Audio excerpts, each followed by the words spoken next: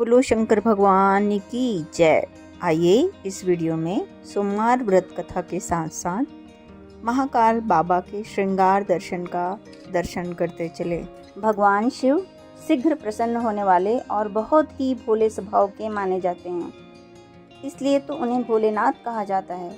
माना जाता है कि शिव जी को प्रसन्न करने और उनकी कृपा को पाने के लिए किसी कठिन अनुष्ठान की आवश्यकता नहीं होती है।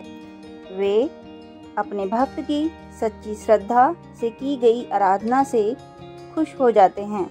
सोमवार का व्रत रखने व इस दिन से जुड़ी कथा का पाठ करने से जातक के घोर संकट भी कट जाते हैं। आइए सोमवार के इस पावन व्रत पर इसके कथा का पाठ करते हैं।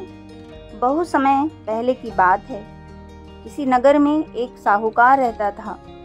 उसका घर धन धान्य व सभी सुख सुविधाओं से भरा हुआ था। बस कमी थी तो एक संतान की। संतान पाने के लिए साहूकार हर सोमवार को उपवास रखता था और शिव जी के मंदिर जाकर पूरी आस्था से शिव पार्वती की पूजा अर्चना करता था। उसकी अटूट भक्ति से माँ पार्वती प्रसन्न हुई और भगवान शिव से निवेदन करने लगी, हे स्वामी, आप तो अपने भक्त की पुकार शीघ्र सुन लेते हैं। कृपया साहूकार पर भी दया करें और उसकी मनोकामना को पूर्ण करें।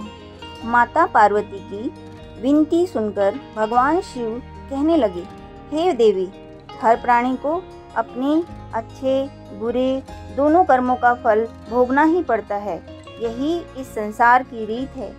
ये सुनकर पार्वती जी साहूकार की मनोकामना पूर्ण करने के लिए शिव जी से हट करने लगी। बहुत समझाने पर भी जब माता ने शिव जी की बात ना मानी तो शंकर भगवान ने साहूकार को संतान प्राप्ति का वरदान दिया, किंतु उन्होंने कहा कि ये बालक अल्पायु होगा और मात्र 12 वर्ष तक ही जीवित रह सकेगा। उधर साहूकार भगवान शिव व माता पार्वती की बातें सुन चुके थे, इसलिए उसे संतान प्राप्ति का वरदान पाने के बाद भी कोई प्रसन्नता न हुई, किंतु वो अब भी पहले की ही तरह पूरी श्रद्धा से भगवान भोलेनाथ शंकर की आराधना करता रहा। वरदान पाने की कुछ समय बाद साहूकार की पत्नी गर्भवती हुई और 9 महीने के बाद एक सुंदर बालक का जन्म दिया। जब बालक 11 वर्ष की आयु का हुआ तो साहूकार ने उसके मामा को बुलाकर कहा कि इसे काशी पढ़ने के लिए ले जाओ। तुम लोग रास्ते में यज्ञ व दान पुण्य करते जाना। ये कहकर साहूकार ने उन्हें खूब धन देकर विदा किया। इधर काशी प्रस्थान के बाद मामा भांजे एक गांव से गुजर रहे थे। वहां एक राजकुमारी का विवाह हो रहा था, परंतु राजकुमार एक आंख से काना था। तभी वर के पिता ने साहूकार के बेटे को देखा और मामा से कहा, तुम अपना भांजा कुछ समय के लिए हमें दे दो, विवाह संपन्न हो जाए उसके बाद ले जाना। राजकुमार के पिता ने दोनों को खूब धन दिया और इस प्रकार साहूकार के बेटे के साथ राजकुमारी का विवाह संपन्न हो गया।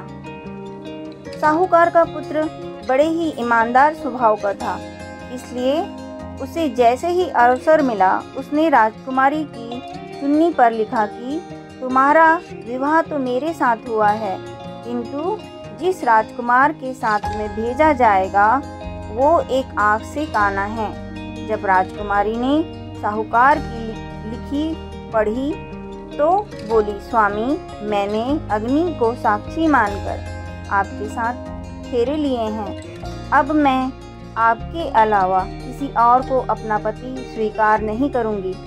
पत्नी की बात सुनकर साहूकार के बेटे ने कहा, ऐसा मत कहो, मैं अल्पायु हूँ। कुछ ही दिन में 12 वर्ष की आयु होते ही मेरी मृत्यु निश्चित है। लेकिन पत्नी ने कहा, जो भी मेरे भाग्य में लिखा होगा वो मुझे स्वीकार है। राजकुमारी ने ये बात अपने माता पिता को बताई। इस पर राजा बहुत क्रोधित हुए और उन्होंने अपनी पुत्री को इस राजकुमार के साथ विदा किए बिना ही बारात वापस लौटा दी। उधर साहूकार का बेटा व उसके मामा काशी पहुँचे। वहाँ जाकर दोनों ने कई यज्ञ व अनुष्ठान किए और साहूकार के बेटे ने विद्या ग्रहण करना शुरू किया। जिस दिन बालक 12 वर्ष का हुआ, उस दिन भी मामा भांजे दोनों यज्ञ करने जा रहे थे, किंतु अचानक साहूकार के बेटे की तबीयत बिगड़ने लगी।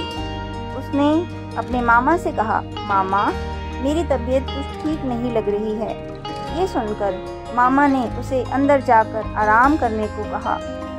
बालक अंदर जाकर आराम करने लगा, किंतु आज ही के दिन उसकी मृत्यु निश्चित थी। अतः कुछ ही समय के बाद उसके प्राण निकल गए। भांजे की मृत्यु होने पर मामा विलाप करने लगा।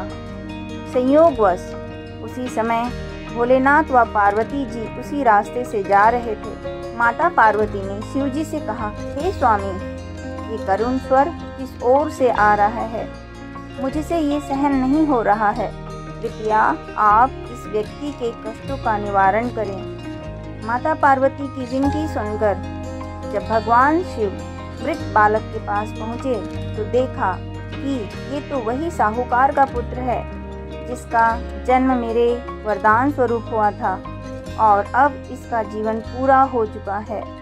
माता पार्वती दुखी होकर कहने लगी, हे प्रभु, इस बालक को मृत देखकर इसके माता पिता वियोग में अपना प्राण त्याग देंगे, इसलिए कृपया आप मेरी विनती सुनें और इस बालक को जीवन दान दें।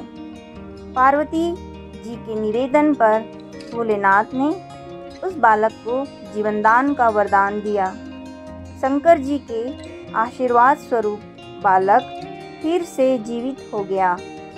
उसने अपनी शिक्षा पूरी की और अपने मामा के साथ नगर लौट पड़ा। दोनों चलते चलते उस नगर में पहुँचे जहाँ राजकुमारी के साथ बालक का विवाह हुआ था। वहाँ पहुंचकर उन्होंने एक यज्ञ का आयोजन किया जिसमें उस नगर के राजा यानी राजकुमारी के पिता भी शामिल हुए। उन्होंने साहूकार के बेटों को देखते ही पहचान लिया और महल में ले जाकर उसका खूब आदर सत्कार किया। इसके बाद राजा ने अपनी पुत्री को बालक के साथ विदा कर दिया। इधर साहूकार पति पत्नी कई दिनों से भूखे प्यासे रहकर बेटे के वापस आने की राह देख रहे थे।